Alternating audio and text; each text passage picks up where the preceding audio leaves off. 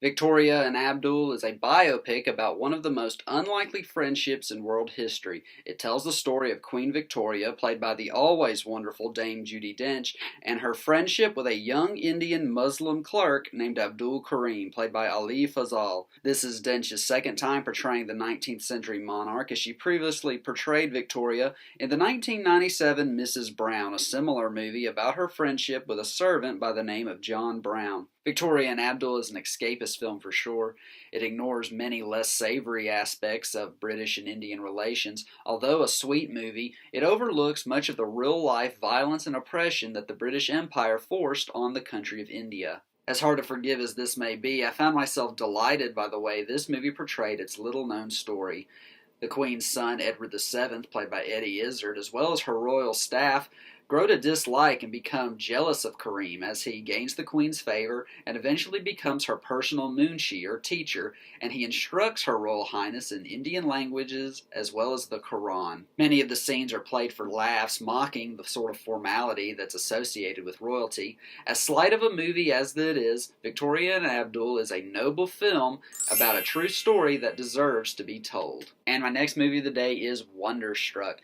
Todd Haynes is the unlikeliest director working today who I would expect to direct a family feature, but he does so with this adventure story that's told from two different points of views that take place over 50 years apart from one another.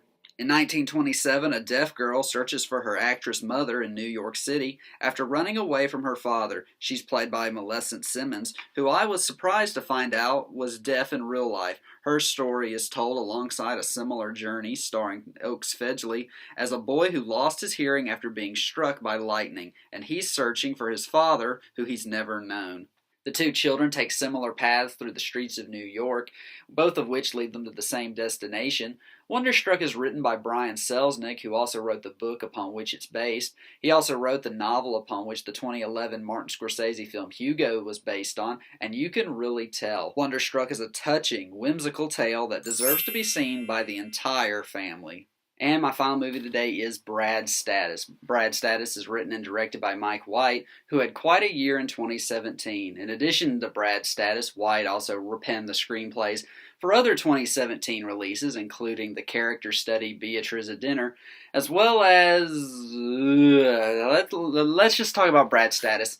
The movie stars Ben Stiller as an insecure father who goes up to Boston to look at colleges with his teenage son, played by Austin Abrams. While there, he begins realizing his son is taking a major step in life, and this gets him reflecting on how his own life turned out. Although he makes good money running a non-profit organization, he nevertheless feels inferior when he compares himself to his former schoolmates.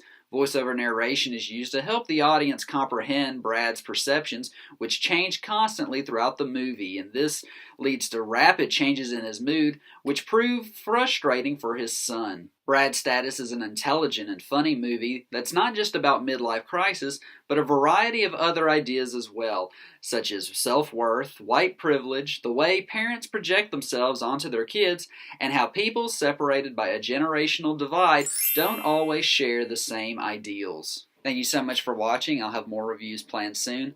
Until next time, I'm Logan D. McCoy, and this is Real McCoy Reviews. Isn't it crazy how we made this kid and he's this brilliant, amazing person? I'm proud of you. Dad, you having some kind of nervous breakdown or something? Under pressure.